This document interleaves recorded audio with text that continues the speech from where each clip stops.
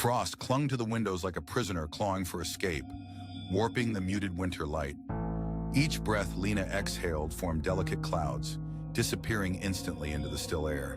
She curled in her chair, fingers clasped around a lukewarm mug of tea, steam teasing her chilled face. Silence enveloped the house like a heavy blanket, strange and suffocating. Lena resided in a secluded cottage, surrounded by shadowy woods and a winding river that seemed to whisper secrets.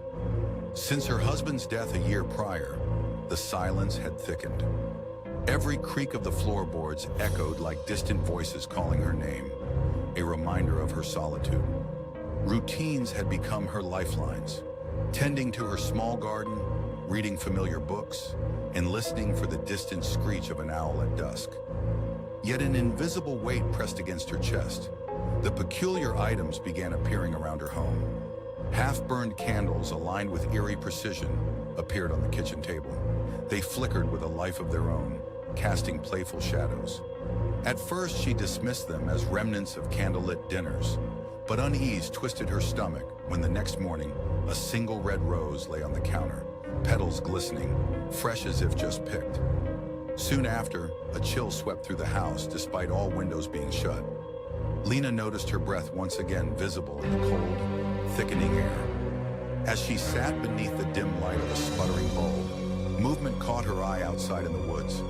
Heart racing, she leaned closer, but found nothing. Had she truly seen a figure among the trees, or was it a trick of her mind? Then the clocks began to behave erratically, sometimes skipping an hour or crawling forward. Initially amused, she brushed it off as old batteries. Yet it wasn't long before she felt time unraveling. How long had she been lost in a book? Days merged into one another, each season blurred, as if the outside world existed in a parallel reality. She found herself wandering deeper into the woods, contemplating these peculiar events. The trees loomed above, branches clawing at the overcast sky. With each step, a compelling force whispered secrets she couldn't quite understand. Shadows flitted at her periphery, slipping away whenever she turned to look, haunting her senses as though something trailed behind her. One evening, as dusk faded into night, Lena returned to find her front door ajar. Ice coursed through her veins. Had she forgotten to close it? Anxiety enveloped her as she closed and locked the door, but despair lingered in her heart, heavy and vast. The hours stretched under the weight of her thoughts. The wind howled and she curled into herself. Her home feeling more like a prison, her dreams twisted into grotesque landscapes.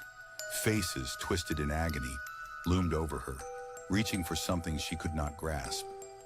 Whispers, soft yet urgent, lulled in her ear like secrets meant for a lover, promising revelations. Yet the fear of comprehension paralyzed her, dragging her deeper into a waking nightmare. Crows began gathering outside her cottage, drawn by an unseen force.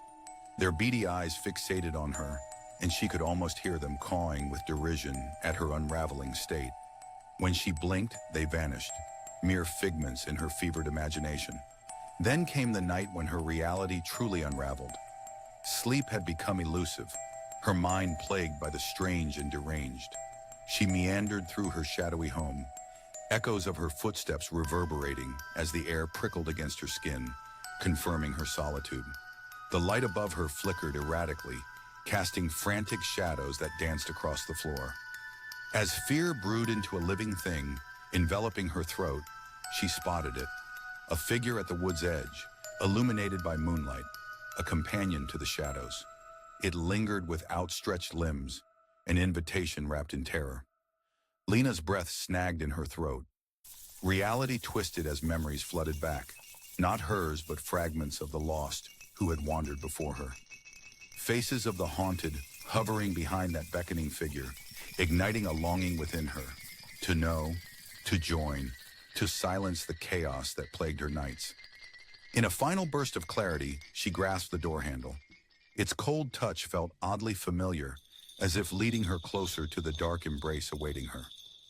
Logic faded, whispers crescendoed into an ecstatic hymn. Perhaps in this moment, she was never truly alone.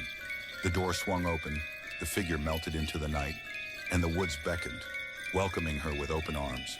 Behind her, the candle flickered, illuminating an empty room that now echoed with the remnants of her thoughts. In the hushed aftermath, only shadows remained.